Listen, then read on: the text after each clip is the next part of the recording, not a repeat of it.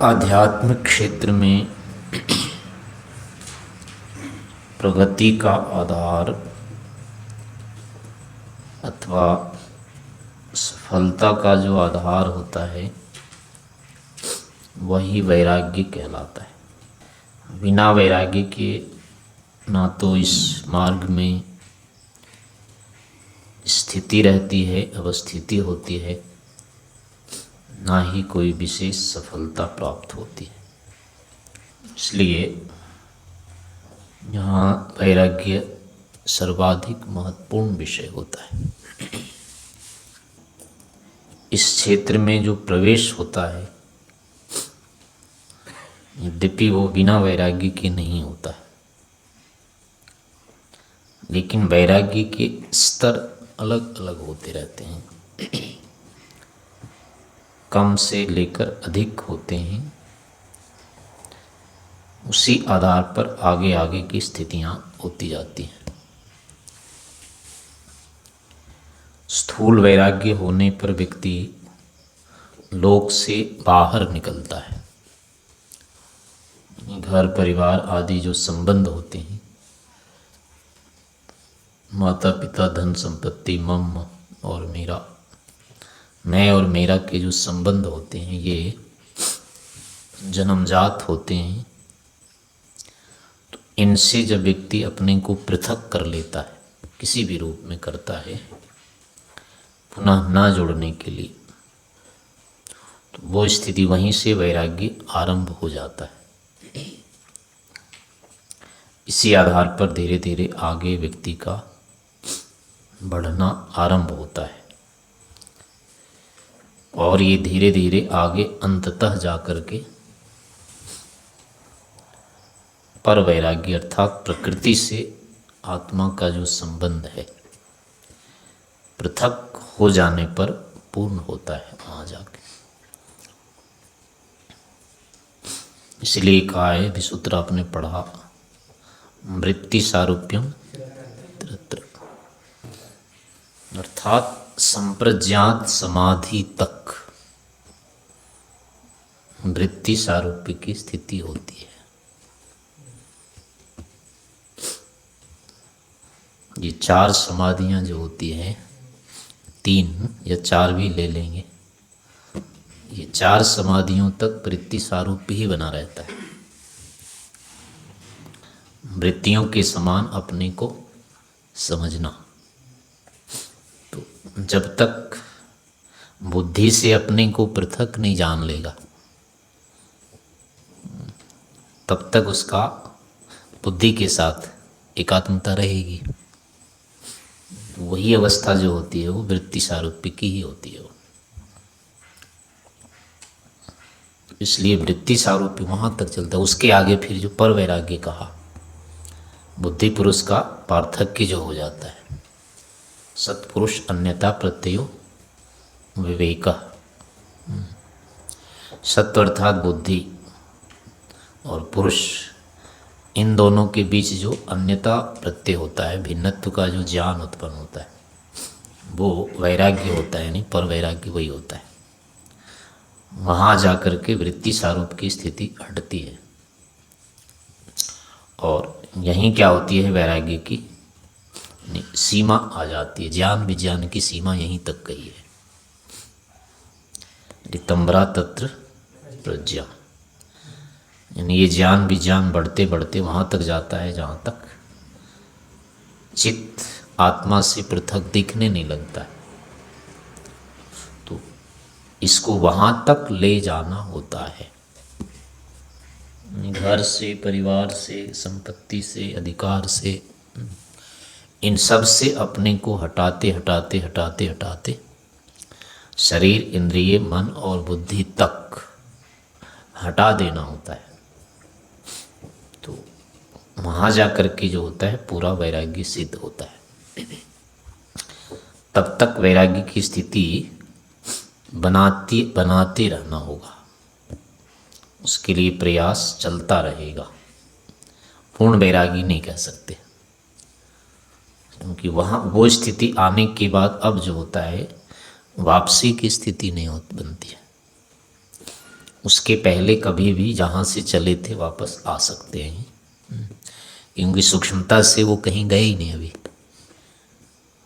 सूक्ष्म दृष्टि से देखें तो अभी जुड़े हुए ही हैं उससे, प्रकृति के साथ संबंध बना हुआ ही है। भले ही वितर्क विचार आनंद या कोई समाधि लग जाती है, अन्य कोई स्थिति आ जाती है, और ये पढ़ने पढ़ाने की स्थिति तो क्या है, बहुत ही उसके सामने नगण्य है। बहुत पढ़ लेना, बहुत सुन लेना, ये जो शब्द प्रमाण मात्र होता है। विद्वान बन जाना, व्याख्याता बन जाना, ये सब जो स्थितियां हैं वो वैराग्य के सामने अर्थात पर वैराग्य के सामने ना मात्र की स्थिति है। ये इस अवस्था में व्यक्ति के ऊपर पूरा विश्वास नहीं किया जा सकता है कि अब ये पीछे नहीं आएगा। इस कारण से इस अवस्था को आगे बढ़ाते रहना होता है। इसलिए निधिध्यासन करते हुए निरंतर ये देखते रहना, आत्मनिरीक्षण करते हुए ये देखते रहना चाहिए कि हमारी वैराग्य की स्थिति कितनी दृढ़ बनी हुई है, इसमें हमको निरंतर प्रगति हो रही है या नहीं हो रही है। इसमें सतत प्रगति दिखाई देनी चाहिए। यही रुकता है तो सारा रुक जाता है, फिर सब बदल जाता है। और इसमें यदि वृद्धि होती जा रही है, ज्ञान विज्ञान बढ़ता जा रहा है, तो समझना चाहिए कि उन्नति होती जा रही है। इसी के कारण से उपासना में प्रगति दिखाई देती है। उपासना का जो है स्तर बढ़ता है। वैराग्य यदि नहीं बढ़ रहा है तो उपासना का भी स्तर नहीं बढ़ेगा। वो जहाँ के तहाँ पड़े रहेंगे, बस खाना पूर्ति होती रहेगी, अभ्यास आवृत्ति होती रहेगी, लेकिन स्थिति आगे जाती नहीं है। इस कारण से इसका मूल जो होता है वैराग्य, उसको ही निरंतर बढ़ाते रहना होता है। और बढ़ाने का उपाय भी और कुछ नहीं है, अभ्यास ही है। आवृत्ति असकृत उपदेशात्। असकृत ने बार बार के उपदेश से, प्रवचन से, स्वाध्याय से, चिंतन से, मनन से, निधिध्यासन से इसकी आवृत्ति होती रहनी चाहिए। इसी वैराग्य की, विवेक की, पृथकता की अनुभूति अथवा इसकी आवृत्ति निरंतर चलते रहना चाहिए। वैराग्य के अभाव में जो होता है ये ज्ञान विज्ञान, उसके लिए कहा है कि उपदेश मात्र से कृतकृत्यता नहीं होती। अजवत, हाँ, नो मलिन चेतसी उपदेश बीज प्ररोहो अजवत। मलिन चित्त में जो होता है वो उपदेश उगता नहीं है। जैसे अज यानी बीज जो होता है न जन्म, वो जो होता है अंकुर, बिना अंकुर वाला बीज, छिलका रहित जो बीज होता है वो उगता नहीं है। तो ऐसे होता है केवल पठन पाठन मात्र से, शब्द प्रमाण मात्र से इसमें पर्याप्तता नहीं होती है। इसकी जो सार्थकता होती है वो निधिध्यासन पूर्वक होती है। परामर्श मतलब निधिध्यासन से, उसके ऊपर विशेष विचार करने से, चिंतन मनन करने से फिर ये उपदेश जो होते हैं विवेक बनते जाते हैं। केवल पढ़ लिया, सुन लिया, केवल लिख लिया, रख दिया, तो उससे क्या होता है, वो ज्ञान तो हो जाता है, सामान्य ज्ञान हो जाता है, लेकिन विवेक अर्थात तत्व ज्ञान नहीं बनता है। तत्व ज्ञान हर समय तुलनात्मक होता है, बिना तुलना किए तत्व ज्ञान बनता नहीं है। ये जो तुलना होगी वो पक्ष विपक्ष पूर्वक होती है, चिंतन मनन निधिध्यासन करने के साथ साथ होती रहती है। और इसके साथ साथ मतलब जितना अधिक हम पढ़ते हैं, जितना अधिक सुनते हैं, उतना अच्छा रहता है। भूय एव माम उपदेशयतु, क्या है वो, भूय एव माम उपदेशयतु भगवान। अभी आया था ना या नहीं आया अभी, शायद सत्यकाम बता रहा है उनको, आचार्य को, पिप्लाद को, कि आप पुनः पुनः मुझे आत्मज्ञान का उपदेश करें। भूय एव उपदिशतु भवान्, मुझे बार बार बहुत अधिक आत्मज्ञान का उपदेश करते रहे। इनकी जितना अधिक हम आत्मा के विषय में, परमात्मा के विषय में सोचते रहते हैं, पढ़ते रहते हैं, विचार करते रहते हैं, उतना उतना क्या होता है, मिथ्या ज्ञान अपना कम होता जाता है, या कहेंगे हटता जाता है। तो जैसे जैसे मिथ्या ज्ञान हटते जाएगा वैसे वैसे ज्ञान यानी तत्व ज्ञान, विवेक उत्पन्न होता जाता है। हमारे पास पहले से चित्त में मिथ्या ज्ञान रहते हैं, उसका अभाव नहीं होता है। तो अब हम जब किसी ज्ञान को पढ़ते सुनते हैं तो इसी कारण से मिथ्या ज्ञान के संस्कार रहने से वो हमारे चित्त में बैठते नहीं हैं। वस्तुतः तो होता है कि ज्ञान से अज्ञान का नाश होता है, ज्ञान उत्पन्न होता है, उसके बाद अज्ञान हटता है। लेकिन सूत्र में वहाँ क्या कहा है, योगांगानुष्ठानात् अशुद्धि क्षय ज्ञान दीप्ति का है। यानी पहले अशुद्धि हटती है फिर ज्ञान उत्पन्न होता है। लेकिन क्रम ऐसा नहीं होता है, क्रम तो होता है ज्ञानात्, तत्व ज्ञान से मिथ्या ज्ञान हटता है। लेकिन चित्त में जो स्थिरता होती है ज्ञान की, जो संग्रह होता है, वो जब वहाँ वो खाली होता है तब होता है। यानी अनुभूति रूप में जो ज्ञान होगा, व्यवहारिक ज्ञान, जो विवेक होगा, जो वैराग्य स्वरूप वाला ज्ञान होगा, वो तब होगा जब अज्ञान हटेगा। यानी सामान्य ज्ञान से पहले, साधारण ज्ञान से, शाब्दिक ज्ञान कह लीजिए, शाब्दिक अनुमानिक ज्ञान से पहले क्या होता है कि वो अज्ञान हटता है। उस अज्ञान के हटने के बाद अब यही ज्ञान जो है फिर चित्त में बैठता है। चित्त में बैठ जाना ही लगना होता है। तो जब विरोधी संस्कार हमारे पास नहीं होते हैं, तब जब आलंबन से ज्ञान हमको प्राप्त होता है तो लगने लगता है हाँ ये ऐसा है। कभी किसी बात पर लगता है ना, एक बार सुन के ही लगता है कि हाँ होगा, और कई बातों में लगता है, सुनते रहते हैं फिर भी अंदर वो बैठता नहीं है। तो वो जो ना बैठने की स्थिति होती है वो और कुछ नहीं है, वो विरोधी संस्कार वहाँ रहते हैं। उस कारण से वो बात अपने को बैठ नहीं रही होती है, समझ में नहीं आ रही होती। तो उसका भी उपाय यही है कि फिर भी छोड़ना नहीं चाहिए उसको, बार बार उसी का अभ्यास करते रहने से वही क्या होता है, अब उसके संस्कार बनते जाते हैं, और वो संस्कार जो पहले से बैठा हुआ है मिथ्या ज्ञान वाला संस्कार, उसको हटा देता है। हटते ही अब यही ज्ञान वहाँ बैठ जाता है। तो इस प्रकार से विवेक के संग्रह होने की प्रक्रिया रहती है। ऐसे ऐसे हमारा ज्ञान धीरे धीरे करके बढ़ता जाता है।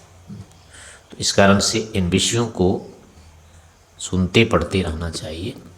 और इसमें जो एक विशेष विषय जो महत्वपूर्ण विषय होता है वो मृत्यु का होता है। बिना मृत्यु को स्वीकार किए इस क्षेत्र में ना तो चल सकते हैं ना तो घुस सकते हैं।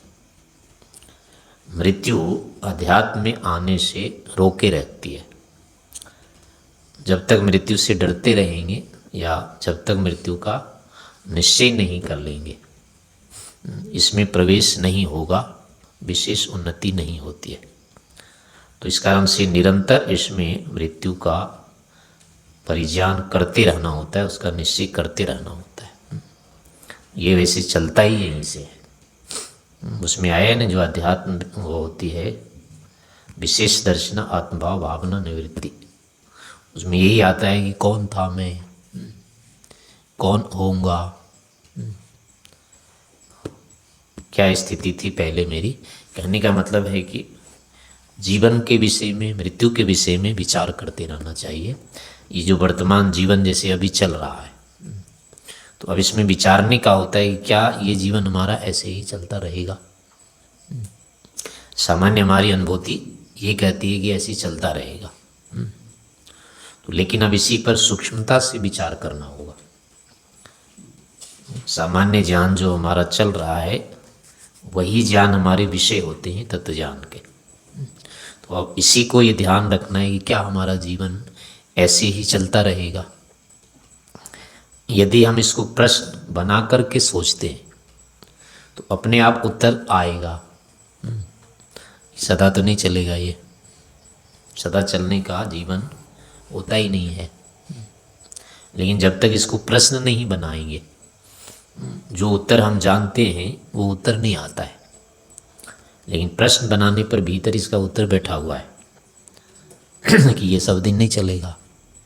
तो आप प्रश्न जब भी चाहें मन बना करके देख सकते हैं, जैसे उठाएंगे अपने आप लगेगा ये तो नहीं चलेगा। तो ऐसे ही यानी ये सूक्ष्मता होती है, यही इसका स्तर। इन्हीं चीज़ों को हम फिर से दोहरा दोहरा करके निर्णय करते हैं, क्या हमारा ये जीवन ऐसा ही चलता रहेगा? क्या इससे पहले हमारा जीवन था या नहीं था? हमारा जीवन का जो आरंभ हुआ है, ये जन्म लिया है, तो क्या इससे पहले भी था या नहीं था? आगे रहेगा कि नहीं रहेगा? ऐसा ही चलते रहेगा? तो सीधी सीधी सी बात आ जाती है कि भाई जीवन आगे भी नहीं रहेगा, और ऐसा भी नहीं था कि जीवन पीछे नहीं था। अगर पीछे का जीवन नहीं होता तो इस स्तर में तो नहीं बैठ सकते थे।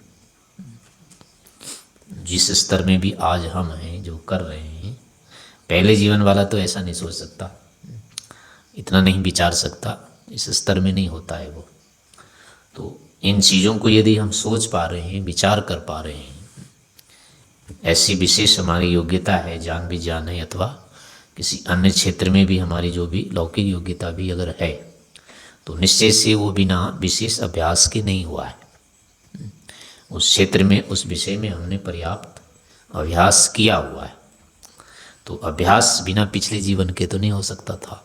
तो इस प्रकार से पीछे का भी जीवन रहा है। तो अब जैसे ये स्थिति होगी कि ये जीवन रहने वाला भी नहीं है आगे, और पीछे भी नहीं था, तो अब जिसको हम कह रहे हैं कि ये मेरा है, वो वस्तुतः मेरा नहीं हो सकता है। क्योंकि यहाँ की जितनी भी चीज़ें हैं, चाहे घर परिवार, माता पिता, धन संपत्ति, मित्र साथी, देश समाज राष्ट्र विश्व, जो कुछ भी है, जिनके विषय में लगता है कि ये मेरे हैं, वस्तुतः सारे के सारे क्या हैं? केवल इस शरीर के संबंध से हैं। संसार में जो कुछ भी कहीं भी हम कर रहे हैं, जुड़े हुए हैं, उसका जो आधार है वो केवल हमारा ये उत्पन्न शरीर है। नाते संबंधी जितने भी आप देखेंगे, कहीं से भी ले लो, घर मकान कुछ भी ले रहे हैं, तो उसका सबका मूल मिलेगा यही शरीर। इसके कारण से ही सारे हमारे लिए बने हुए हैं, जुड़े हुए हैं। तो अब होता है कि यही शरीर नहीं रहने वाला है। तो जब ये शरीर ही नहीं रहेगा तो आधार ही नहीं रहेगा। तो आधार नहीं रहेगा तो फिर अब कैसे कहेंगे कि ये मेरा है? ये मेरा नहीं था, मेरा नहीं है, क्योंकि ये शरीर ही मेरा नहीं होता है। अगर ये नहीं रहेगा, अपने पास चला जाएगा अपने पास से, तो फिर इसके आधार पर जिस संसार को हम कह रहे हैं ये हमारा है, वो हो ही नहीं सकता है। तो इस कारण से संसार भी अगर अपने को लगता है कि ये मेरा है, तो उसके पीछे कारण यही है कि हम अपने मृत्यु को नहीं मानते, मृत्यु को नहीं जानते या नहीं मानते हैं। अगर मृत्यु सामने रहेगी तो कोई भी नहीं लग सकता है कि ये मेरा है, ये आधार ही नहीं बचता है उसका। तो निराधार हम कैसे किसी को अपना सकते हैं? तो इसीलिए क्या होता है कि इस मार्ग में आकर के, यानी मृत्यु को तो जानबूझ करके लाया जाता है, यानी जानबूझ करके अपने को मारना होता है। जब तक नहीं बुद्धि से मार लेते हैं, तब तक ये जो वैराग्य है या विवेक कहेंगे, ये प्रकट होगा ही नहीं। क्योंकि जब तक यहाँ के वस्तुओं से, व्यक्तियों से संबंध बना रहेगा, मैं मेरा अगर बना रहता है, तो आत्मा का स्वरूप तो आएगा नहीं सामने।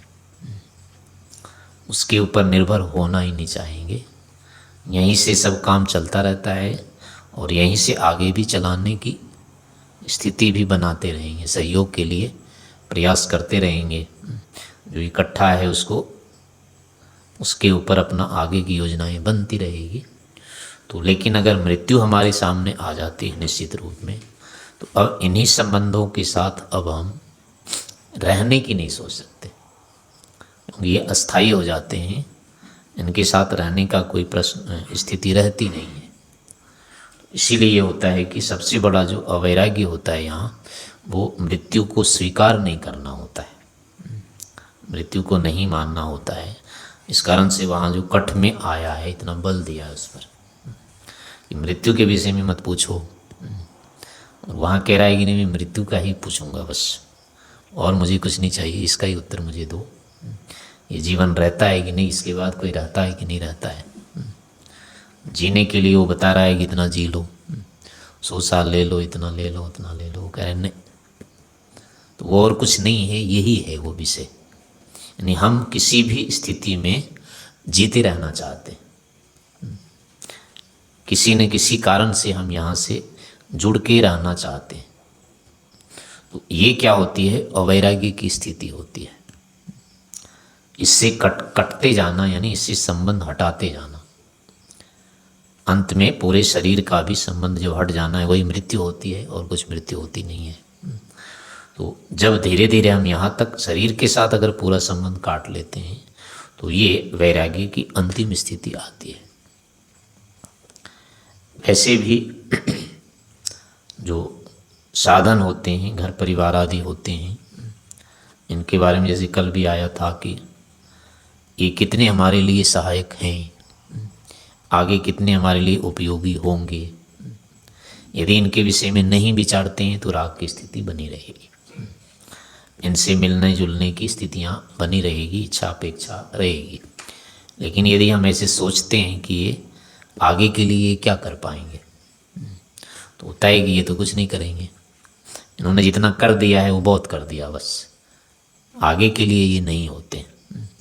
ऐसा निश्चय होने पर फिर क्या होता है, अब उनके साथ संबंध रहने की अनिवार्यता नहीं रहती है, बाध्यता नहीं होती है। माता की, पिता की मृत्यु हो जाती है, किसी संबंधी की हो जाती है, आगे चल के तो यहाँ तो गुरु के साथ भी यही होता है। गुरु के प्रति भी हमारी तभी तक रहती है, उसके साथ उसके ना होने का भय शोक होता है, जब तक उससे हमारी विद्या पूरी नहीं हुई। जब ये होता है कि विद्या हमारे पास आ गई, तो गुरु जी मर जाए कोई बात नहीं, इसमें यहाँ भी हो जाता है। नहीं तो पहले लगेगा कि नहीं, जीते रहें तो अच्छा है। माँ बाप को भले हम स्वीकार कर लेते हैं, मर जाए कोई बात नहीं, पर गुरु जी के बारे में नहीं होता है। लेकिन वो इसीलिए होता है कि विद्या अभी नहीं आई होती है, आ जाने के बाद फिर इनकी ओर से भी हम निश्चिंत हो जाते हैं। तो निश्चिंत तो होना ही पड़ता है, और अगर विद्या नहीं आई है तो फिर भी अगर निश्चिंत होते हैं तो ये दोष वाला भाग होगा, उसमें फिर स्वच्छंदता बढ़ती है। अपनी अहंकार की स्थिति के कारण से गुरु का, घर परिवार का जो तिरस्कार वाला भाग आ जाता है, वो ज्ञान का भाग नहीं होता है। लेकिन ज्ञान पूर्वक जब ये छूटते हैं तो वो विवेक में आता है, वो वैराग्य में आता है। लेकिन बिना ज्ञान के सामर्थ्य के बदले में छूट गया, जितनी इनकी है स्थिति इतनी तो मेरी भी हो गई। तो ये जो होता है, ये ज्ञान नहीं होता है, वैराग्य नहीं होता है, ये तिरस्कार द्वेष होता है। केवल अहंकार के कारण से फिर हम ऐसा करते हैं कि हमें कोई अंतर पड़ने वाला नहीं है, तो है ठीक है। तो ऐसे ही संबंधों के साथ भी रहेगा, माता पिता आदि के साथ भी त्याग उनका होता है, लेकिन वो अहंकार वाला नहीं होना चाहिए, तिरस्कार युक्त नहीं होना चाहिए त्याग।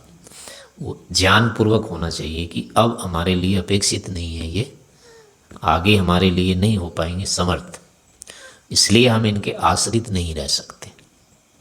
तो ये ज्ञान वाला भाग होता है, इसमें उपेक्षा अनादर नहीं होता है। लेकिन इस रूप में अगर नहीं हम करते हैं, केवल सामर्थ्य देख के कि हम भी इनके बराबर हो गए, क्या ज़रूरत है इनकी, तो वो वाली स्थिति वैराग्य की नहीं होगी, वो दोष रह जाता है। तो ऐसे इन पदार्थों के बारे में भी, संबंधों के बारे में भी निरंतर चिंतन करना होता है। यानी कि हमारी आत्मा के लिए ये समर्थ नहीं है, पर्याप्त नहीं है, उसमें अंततः जाकर के ये उपयोगी नहीं हो पाते हैं। तो यही स्थिति पूरी प्रकृति तक चली जाती है। शरीर है, मन बुद्धि, सारे के सारे क्या होते हैं, हमारे को पूर्ण तरह से ये सुखी नहीं कर पाते हैं, तृप्त नहीं कर पाते। इस कारण से इनके साथ बने रहने की जो भावना है वो मिथ्या ज्ञान है, दोष हो जाता है, और हट जाने की जो स्थिति है वो ज्ञान में आ जाती है। तो इस प्रकार से इन सभी वस्तुओं के विषय में मृत्यु सहित निरंतर विचार करते रहना चाहिए। जितना अधिक हम विचार करते रहते हैं, वैराग्य विवेक की स्थिति बनती जाती है, और यही स्थिति हमको इस मार्ग में दृढ़ और सफल करती है।